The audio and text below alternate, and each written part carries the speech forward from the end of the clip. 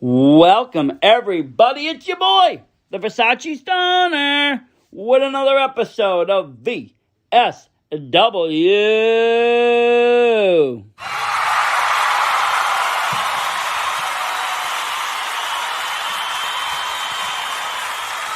Thank you, everybody.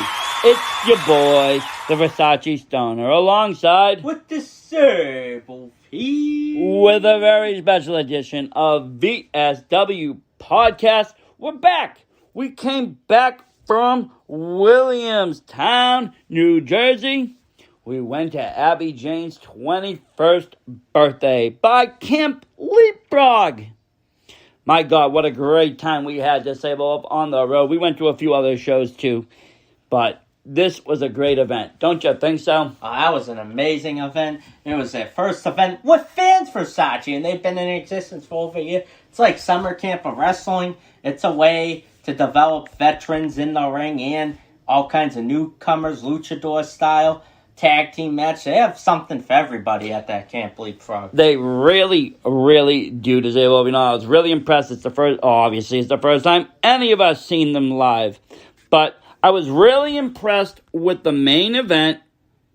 And, we talked to Sydney Bacabella prior to all this. But today I got us a special guest to come on the air with us. Who's that?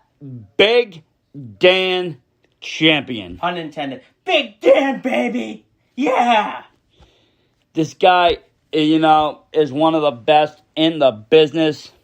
This guy's amazing. He chugs a lot of beer. Oh, he's the best beer drinker that you've ever seen. He's a great worker, and he's phenomenal in the ring. Real powerful, real big, real strong. It's what the wrestling world has been needing for a while. His match is what really started VSW, if we want to explain to the viewers. Well, I was going to explain it to Big Dan. All right, that's fine with me, Versace. Yo. Hello. Hey, can you hear me? Welcome to VSW, Big Dan Champion. Welcome, Big Dan, baby. What's up? Big Dan here, baby. Yeah, we're so happy to have you on. We were just talking about, what we do here at the VSW a little bit, and how actually you kind of, believe it or not, you're kind of one of our founding moments of the VSW podcast, and I'll explain it to you. Many years ago, I'm an old wrestling fan from back in the 80s, and I'm a big fan of the big guys and all these, old style of wrestling. Flash forward, to today's era. It's not the greatest, but the independent scene was thriving. So, me and Disabled Wolf here, we went on to go to a show called Please Come Back. I know you remember it. You had a very, very important matchup against a great individual, Orange Cassidy. We saw your match. We fell in love.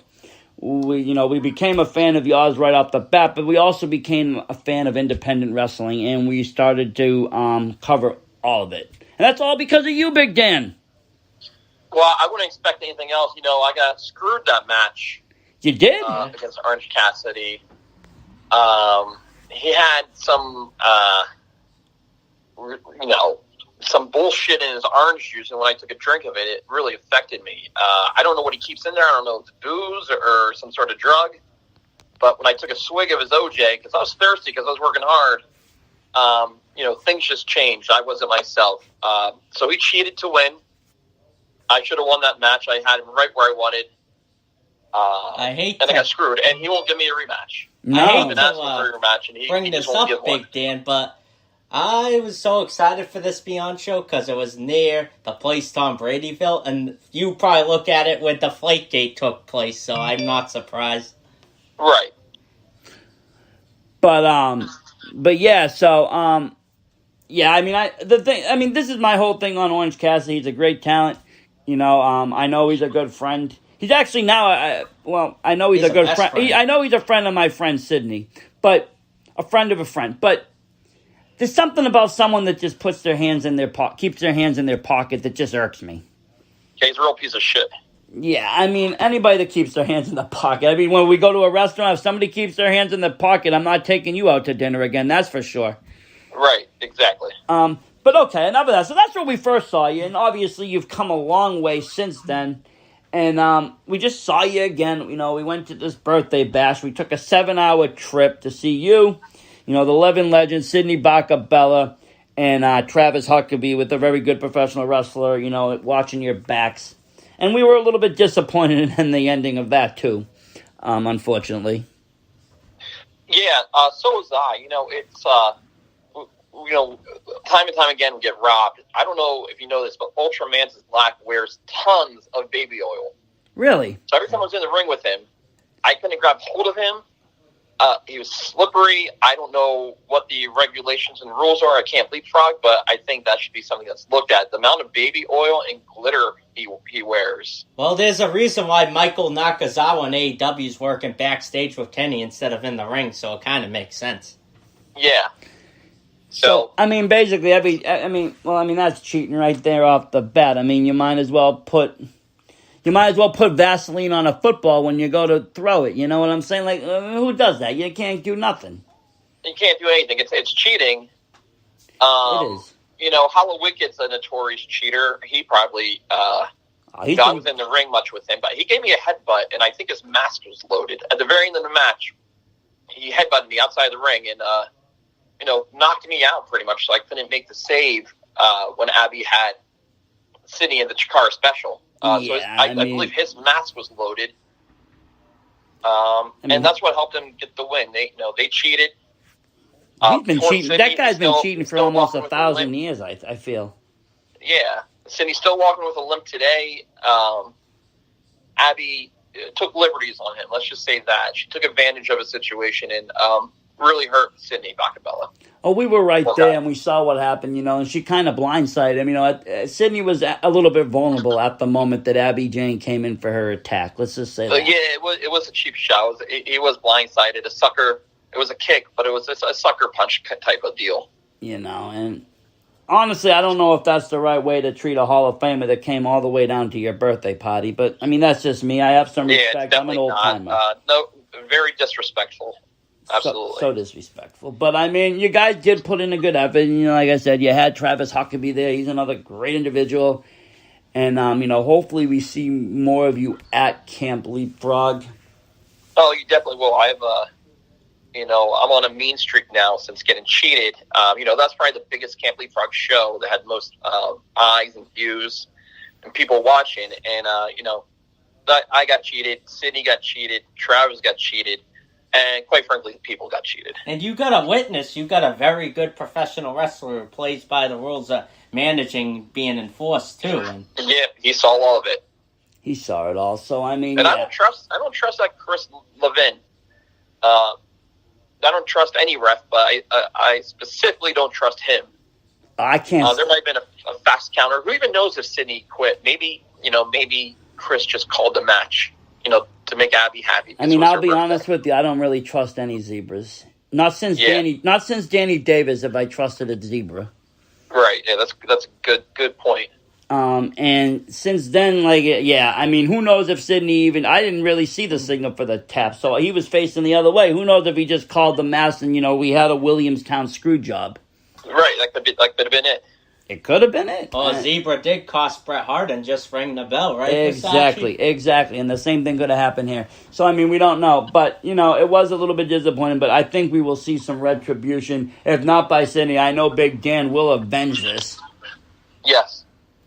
And, you know, speaking of avenging and things, I also got to see you on basketball. You're quite the basketball player.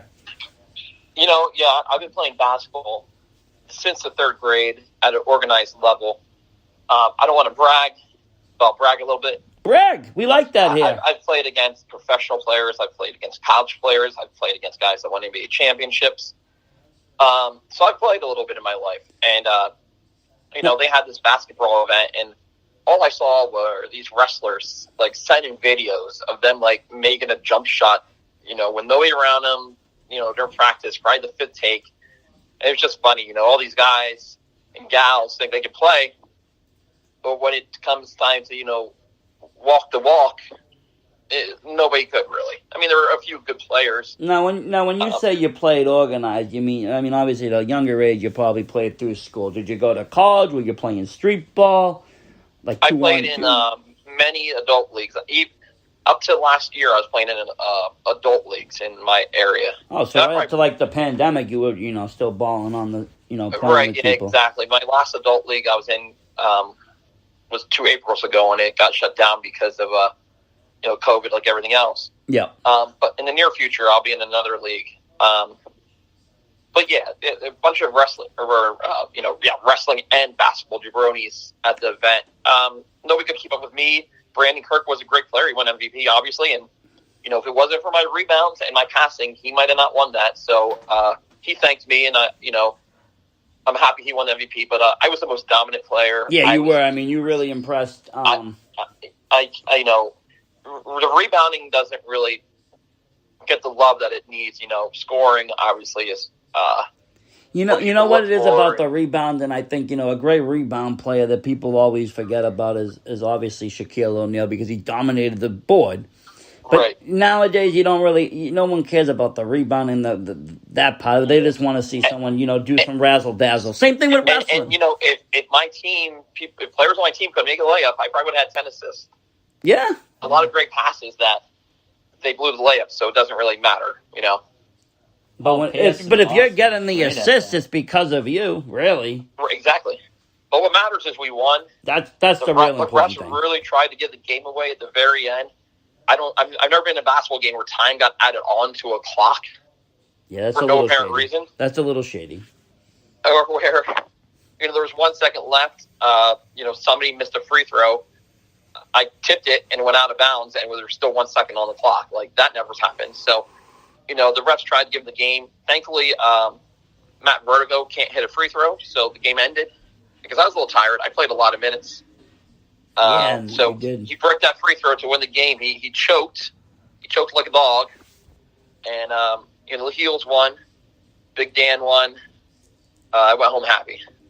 Yeah, I mean, we were happy here watching it on TV. And like I said, it was just a very nice mix of things. I'm a basketball fan. I've been a fan since, the early probably rivalries of the LA Lakers in the 80s. And, seeing it mixed with another one of my passions, wrestling, it's always great. But you're right, a lot of people didn't know what they were doing. They were going out there double dribbling. I was an old man out there. I'm no spring chicken anymore.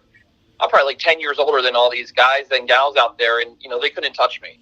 Yeah, I mean, so, it was quite impressive. If this was 10 years ago, they'd be in a lot of trouble. But, I'm still happy with my performance. I could have played better. I'm still a little rusty because I'm just playing again now recently, so I'm a little rusty. So, Big Dan. Yeah. Are you a Philly sports fan, too, or? No. I have I'm a Celtics fan for basketball. Just because I like Larry Bird when I was a kid. Nice. Absolutely. So we never know, because we always get, we get people on the podcast from all across the country, so we never push one dominant brand. Obviously, we're Boston fans. We're from this area. Yeah. But, I've gotten people that come out to say, they're like Milwaukee Bucks fans. I got fans from everywhere. So I always like to ask, that's great, though. Growing up, we had a very exciting time for Boston. Celtics, Larry Bird, Parrish, When I was a kid, I remember when Drew Bledsoe got hurt and Tom Brady came in. We had the football era, but, going back to basketball, we had a very exciting time. We had a great rivalry with L.A., if you've ever followed it. I absolutely. Bird, Mikael Parrish, Bill Walton, one of my favorite players to watch. He was on that 86 team. Danny Ainge, great Dennis Johnson. And I know a handful of players I'm leaving off. And to make the parallels, these guys are what I call workers. They didn't go out to razzle-dazzle. They went out to win games. Right. And, that's what draws me out to you all.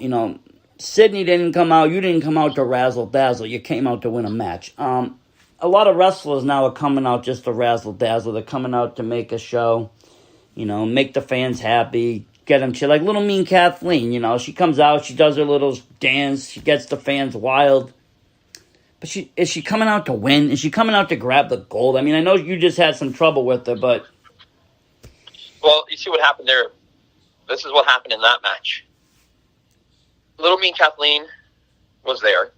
Chris Bankos, who was the Beyond Wrestling, pretty much their senior official, he was there. And then the owner, promoter,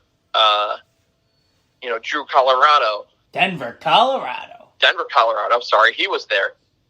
Yep. And, Little Mean Kathleen is starting to be featured on Beyond now. So, the fix was in from the beginning. I knew it. And then when Little Mean Kathleen used the chair and cheated when the ref wasn't looking, she scored that victory. Totally should be erased from the record book. She cheated. There was a fast count. Every time I, had the win, which was the whole match, a piece of shit, Chris Bankos, slow counted time after time. But the first and only time that Little Mean Kathleen, went for a penalty, it might have been the fastest count known to history of man. It's weird, though. That result should be erased from the record book. Absolutely. And it's kind of funny, though, because, not a lot of Spike Dudley trainees, cheat to win. I really never seen AG cheat too much. I never seen Ted Goods cheat. But Little Mean Kathleen cheats a little. No, absolutely. She needed a foreign object to put me down. That's all there is to it. That's just how You're big you are, Dan. I am Big Dan. That's right. Speaking of this, I actually got this off Facebook because, people just like to ask me shit when I say I'm going to be talking to people. They want to know what's up with you and drinking the girls' milks. So, let me tell you the story. I hung out with this girl a few months ago. And, it was the first time I ever met her. And, I went over to her apartment. And she was, passed out. So I drove there. I took time out of my day to go over to this girl's house and for nothing, not even to talk, not to get dinner. I just sat there while she slept. So, to me, my time is important. So I want to be, compensated. So I went to her fridge and there was a full gallon of milk there. So I took it because I needed some for my cereal. Now, is that unmoral? No. Some will say yes, but I'll say no. I don't think it's unmoral.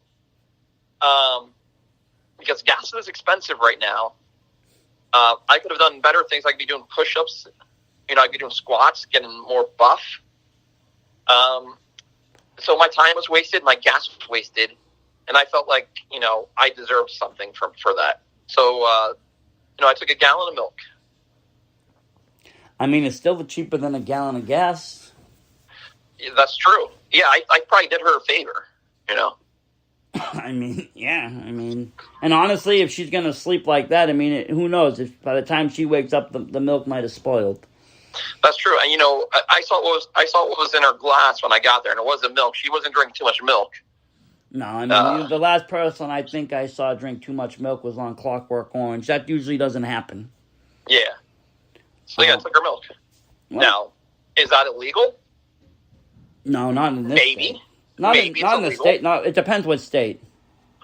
But, I'm a rule breaker. I'm a rebel. I march to the beat of my own drum. I don't follow the rules by the man.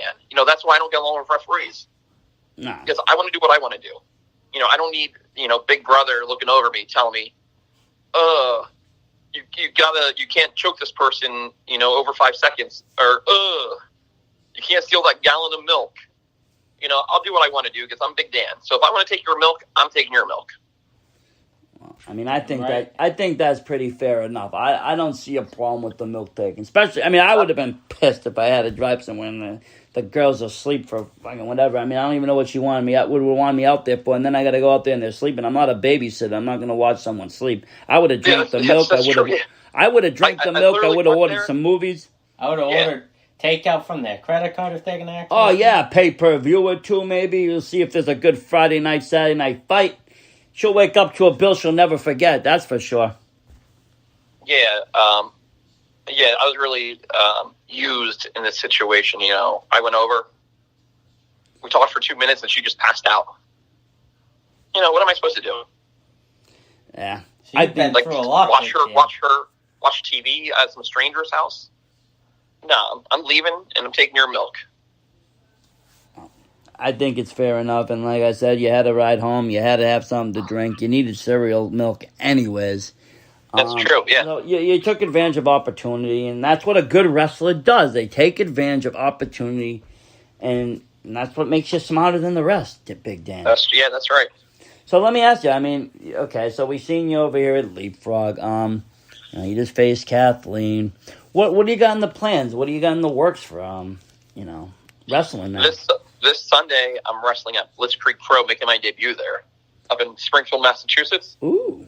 Home of the Basketball Hall of Fame, so maybe I'll, swing by and, look at Larry Bird's old basketball jersey or something. Yeah, I haven't been out there in maybe, 20 years. The Hall of Fame, that is. I've been to Springfield. Yeah, nice place. It is. It's pretty cool, and you can see some of the cool stuff. And But yeah, the original basketball. who you facing out there? So the show's at a brewery, so it's right down my alley, and I'm wrestling CPA. Nick Stapp. Yeah, formerly known. Yeah. Formerly known Nick Stapp. That's a good one.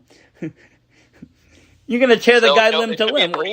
Is this like a slaughterhouse match? I mean, you're gonna tear his arms off, Big Dan, in a brewery. Yeah, it's gonna be easy work. Maybe I'll chug a beer or two during the match. Who knows what I'll do? Maybe I'll steal his milk. Maybe I'll beat him, go to his office, go in the office refrigerator, and take his milk. And maybe you can make a fan pay for your beer that gives you a hard time, Big Dan. Somebody better buy me a beer. It's a long ride for me. Here's the thing that would have happened Sunday, because H2O Center, it's a hardcore training facility. So with IWTV 100 after, I expected it to be at like a White Eagle type setting. So we made a deal with Sid that you guys kind of left out, that if you guys won, the VSW podcast would have bought all you guys a beer. If you guys had lost, you guys would have to buy the VSW podcast a beer, so you lucked out in a way. Well, Cindy is very, smart with his money, so thankfully there wasn't a bar there. Even if there was, honestly, Big Dan, even if there was, I would have declined the offer. I think it was too hot to even take a beer in there. It was very hot. Yeah, it was hot in there, wasn't it? It was pretty warm. It was like a sauna in a gym. Yeah. But it was a fun time out there, so we're going to see you at Blitzkrieg Pro. That is great. And, hopefully we see also Back and Beyond at some point. Yeah, that'd be great. I have to get a win there. I got screwed, like I said. The last show I was there, I got screwed. So I got to get back there and get the win. Maybe you can be in Limitless Maine, too. Maybe, yeah. That would be great. We follow all these independent leagues, so we like those, wherever we got to go. Now we're moving into that Jersey, New York kind of territory. And we've moved a little bit down south, and it's a whole new world of wrestling. Whole new world of wrestling for you. It's been great working with Leapfrog. It's kind of the old, you got a lot of the old Chikara students and stuff. Yep. And it's a great different style that you don't see right here in New England. Right here, out here, you got the Top Rope and Chaotic and all that brand, but it's a very style of wrestling. It's all Killer Kowalski style of wrestling. When you get out down into the other territories, it's all different trainers that we don't see. So you got all these different styles of wrestling, and it's great.